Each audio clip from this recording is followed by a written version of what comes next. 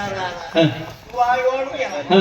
14 दिवस की 11 दिवस 12 दिवस 12 दिवस. हं, हे आला ना, हं, त्याच्यात म्हणजे ना हं. जमाना काय काय होते जेवायला त्रास व्हायला लागला. काय होते लय त्रास व्हायला. काय होते अरे तू आराड्यामुळं ना हे सगळे थांब कापत हं, जेवढं खाता होईल हं, हो थांबा थांबा आपा आधी ऐका त्याच्यामुळं ए काय कर हं.